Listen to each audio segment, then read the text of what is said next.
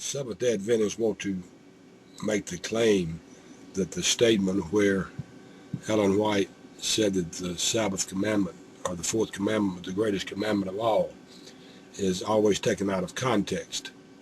Of course, that's their way of trying to get around a lot of things. They just scream out, always taken out of context. Well, let's put it in the proper context to see that that's exactly what she meant. And what I'm going to be reading to you comes from early writings of Ellen G. White. And this is where this statement comes from in a part called The Mark of the Beast. Now let me read this to you in order as it goes. And I quote from the early writings of Ellen G. White. In a view given June 27, 1850, my accompanying angel said, "Time is almost finished." Now, when they're saying time is almost finished, this has to do with the prediction of the second coming of Jesus Christ in 1851 by these early pioneers, Ellen White, Joseph Bates, and so forth. Anyway, it says, time is almost finished. Do you reflect the lovely image of Jesus as you should? Then I was pointed to earth and saw that there would have to be a getting ready among those who have of late embraced the third angel message. Said the angel, get ready, get ready, get ready, get ready. You will have to die a great death to the world than you have ever yet died. I saw that there was a great work to be done for them, but little time in which to do it. And let's go to the next page now.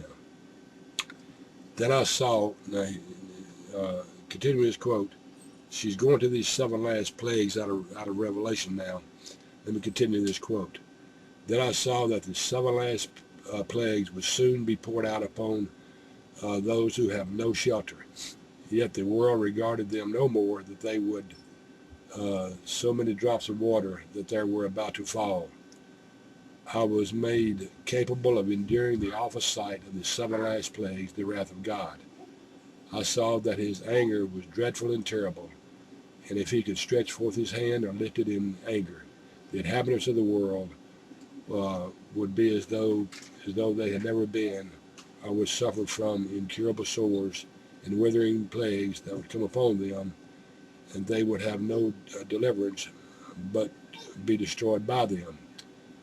She goes on to say, terror seized me, and I fell upon my face before the angel and begged of him to cause the light to be removed, to hide it from me, for it was dreadful.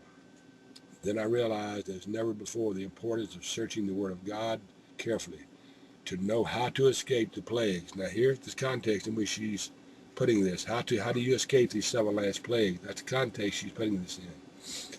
Continuing this, then I realized never before the importance of searching the Word of God carefully to know how to escape the plagues which that word declared will come on the ungodly who will worship the beast and his image and receive the mark on their forehead and in their hands.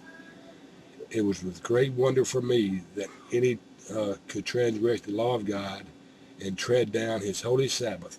In other words, she is referring you to the Sabbath, okay, when such awful threatenings and denunciations against them. Continuing with it, the Pope has changed the day of rest from the seventh day to the first day. He has thought to change the very commandment that was given to cause men to remember the Creator.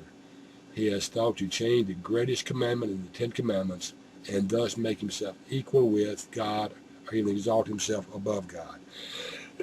So how is she saying we're going to escape the seven last plagues? It has to do with the greatest commandments, which she called the Sabbath. Drop down to the next paragraph there.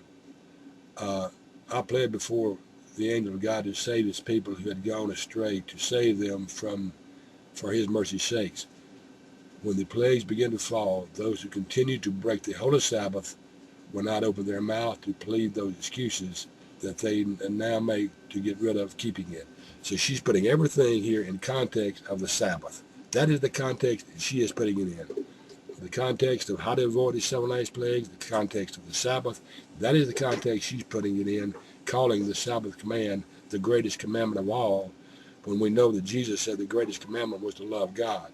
So Seventh-day Adventist, it's not taken out of context because you don't even know the context in which it was said in. That's the bottom line.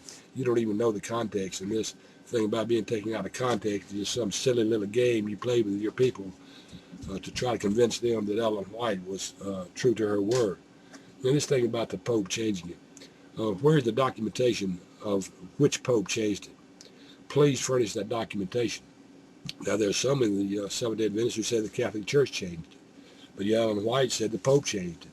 Where's the documentation? Which Pope changed it?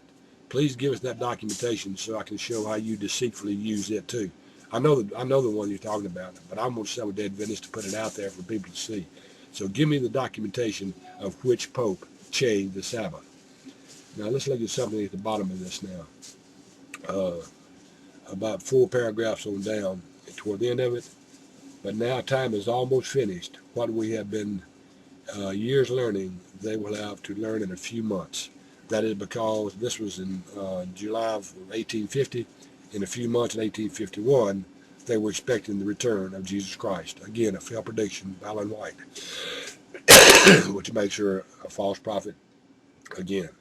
So Seventh-day Adventist, the context of this is she is talking about the Sabbath. How to avoid these 7 last plagues. She's the one using the Sabbath here. She isn't using anything else. The context of the statement that the Sabbath command is the greatest commandment of all is put in the proper context for you here, where Ellen White is showing how to avoid these 7 last plagues. So don't give me this garbage about it being taken out of context. She said the greatest commandment was the Sabbath. Jesus Christ said the greatest commandment was to love God. Now, who are you going to believe? Ellen White, who is a false prophetess, or Jesus Christ? Well, apparently Seventh-day Adventists would rather believe Ellen White than Jesus Christ. Till next time, this has been Golly saying, God bless.